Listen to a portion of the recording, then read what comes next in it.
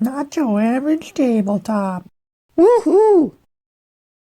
Hey everyone, welcome back to Not Your Average Tabletop. I'm Mac. And I'm Zach. And today we are doing a first impression of The River is Gold. The River of Gold. Just River of Gold. The Legend of the Five Rings game. But yes, we're giving our first impressions of River of Gold. Yeah, it's got a little fancy artwork on it, so it kind of messes with the writing a little bit. So yeah, this is one that it clearly says up. It does. Yeah. But yeah, this is one I think I saw in like a showcase thing. I don't know that you saw it or whatever. I just get pulled in, I guess, easily. Yeah. By fancy artwork and goldenness. Yeah. But yeah, I think I saw Like this at Gen Con last year. I'm pretty confident that I did, and it was just in like one of those kind of display case things. Oh, okay. I don't think they had it available to play or anything, but I was like, oh, that looks really cool. But I'm like, who knows what kind of game it'll be. I didn't know anything about the Legend, and I still don't know anything of the Legend of the Five Rings game or what that's based off of. But yeah, this one came up on Board Game Arena, and I played it a couple times with Jesse, and really had a blast with it, and got a physical copy of the game because I saw how cool it was with the golden board and a lot of really cool things outside of, for some reason, the coins and the resources. They're good cardboard. Yeah. Don't get me wrong, it's thick, nice cardboard, but with how good everything else looks, it's kind of a little like disappointing. It's like, okay, I guess. But everything else is really beautiful. Go check out our unboxing video of this one to see some of the components. But my hope, as you can tell, I really liked it. My hope was that you would like it, because I knew it was. I was like, it's an approachable game, a little bit more approachable, and I think it feels like a very rewarding game. So, you've played it once. Yeah. I've only played it once on the physical. Truly, this is my first impression because you said you've played it a bunch on Board Game Arena. Well, I mean, I think I've only played a couple. So I think in total I played it 2 or 3 times. Oh, okay. Maybe probably 3 times. All right. Well, that's permissible then. So you want to know my thoughts on it? I do. Oh boy. Let's see. My see thoughts. What you got to say. My thoughts. Well, you can describe the game if you want. I cannot. Okay. Well, in the game, you're going down this river of gold, and the part that I find most rewarding is, so it's kind of like you're rolling this one die, and then you have to use that, and you can do a few different actions. One of the main ones to get things is move one of your 2 boats down this river, and you'll land in a spot, and that spot is connected to kind of 4 different reward spots. And at the beginning of the game, there's some that are put out there, but most of them start as just coin spaces, so you'd get 1 coin from each one until you get these little upgraded buildings on them, and then you might get some really good stuff. And those buildings, outside of those initial few that are put on, are built by the players and then owned by the players, kind of like in Lords of Waterdeep. So whenever someone lands in a space that connects to your building, you will get rewarded with something on there as the player that owns it, along with them getting a probably better benefit than just a coin. So that's where it's really rewarding, because it's like, oh, you're getting all this good stuff. And then you're kind of using resources and stuff that you gain to play these cards from your hand to get points in additional ways or get ongoing benefits. And what's the other action, Maggie? You can do one more thing, and I can't remember off the top of my head.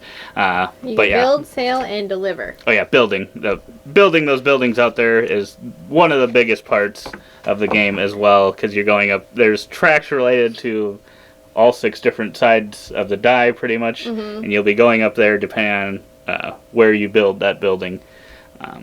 And it's very easy to build those buildings. You don't have to have a boat that's in the area where you want to build next to, which is really nice. So there's no like, I have to get next to it first and then build it, which would make it kind of feel grindy, I think. Yeah. Instead, you can just put it wherever you want. That's what I was So I expecting. really, really love that. It's another rewarding feeling thing. And then just at the mid-game point, the Emperor comes down and triggers all building benefits, and I think that's really rewarding as well. So those are some of the reasons why I really love the game. So you're just doing kind of those simple things to go up these tracks, to try to score some endgame points, build these cards to get endgame points. And those are kind of your big point getters in the game. Pretty much. So, yeah, I give this one probably like a 9. Maybe even higher. Depends. Goodness. I don't want to go too high, but I really love this game. I think it's really solid. There's some luck definitely because you're only rolling one die, and there are ways to mitigate it a little bit, but it's kind of minimal in what you can do. And if you just keep rolling like the values you don't need, you can spend that. I want to call it karma because it makes me think of Rajas of the Ganges. There's this little track of things you can get, and I could see that kind of being like, I'm just not getting the dice rolls that I need. Yeah. And that could suck, but there's a little bit of mitigation, and you can use it for a few different things. Usually you can get it to work, but there is that chance that you might not. Yeah. I feel like it's a little bit more accessible in this one, but it probably depends, too, what you have on all of those different things that you can do, so. Oh, boy, I don't even know. I probably would give this one an 8. I feel like I'm going to have to play it a few more times because even though this one is simple, and I don't get a lot of AP analysis paralysis in our games, I think that's fair to say. Oh, yeah. This game, I was just like, I don't know what to do. Like, there are so many, there's limited options, but like, at some point, so instead of race games, right, where you're like racing towards something, in this one, it's like a time ticking down. And based on the number of buildings, because once all the buildings are built, once the stack runs out, then the game end is triggered. Is out. And so, like, it's interesting because that's not typically how this feels or plays, but, like, I felt like I was running out of time, and I was like, oh my goodness, I don't know what to do. I need to, like, get this and this and this and this and this and this and this, and I'm like, I don't even know what to do. Like, what action should I do? Because you got 2 boats, 1 dice, and 1 action, and that, like, do you build? Do you move? Do you do something else? It was so hard trying to decide, like, which one do I take at this specific moment because, he might take that building, or this is going to happen. We're 2 buildings away from the Emperor's first rundown. Like, if I move my boat over this bottom piece, I go back up to the top, and it's going to be very hard to get back all the way down to these pieces that I might need. And it was like, I was just like, I don't know what to do. I figured it out, though, and it was great. I had a lot of fun with it, actually. And I think what does it is that it is so simple. Like, you can only do one of those 3 options, so they don't make it too grindy, but the option you choose, I feel like, could be really important. It's not necessarily that you need to make the perfect action every turn, like in other kind of crunchy, or strict games, I guess you would call them, but I feel like it definitely can help you if you are kind of angling yourself appropriately on each turn. If you're doing something each turn, you got to be able to do something. So. Yeah. You're wanting to move forward in your turns. But yeah, this is one of very, very few games where I'm like, I wish the game was longer. Yeah. Because I was like, I can do so much more. Those rewards and stuff like feel good, but by the time you get the river kind of built out and chock full of all those rewards, the game's over. Yeah. So yeah, it's a very quick, snappy game. I think this one should definitely be one that's kind of one of those introductory games for people, or getting people into the hobby. I think this one would be really good for that because I think most of it is relatively simple. I think it could be. It might just be a little bit more than like a Ticket to Ride or Catan. I feel like maybe I'm not thinking through everything, but I don't think you're wrong. I think the only thing is that timeline piece, because I think in some of those games you get used to like how much time you have, and it's like until a certain point, which I mean this game is, I guess, but kind of like the ticking down. I feel like every time you take one of those buildings, it's one less, it's one less that you have to work through. Yeah, maybe. But I think you're right. Like I think on it the edge. is It might be just a little bit, but I think it's right there. And especially for the production of most of the stuff in it, I'm like, it could be something that would really get people into board games, but I don't know.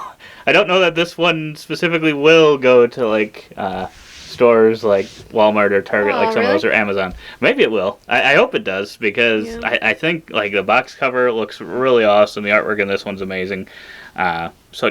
I could see it definitely pulling people in, like, oh, this is really cool, and it's got like this gold foil and stuff. And and then I just hope that if it is people that maybe haven't played as many games, that hopefully it doesn't have those moments of like, oh my gosh, this is way too much.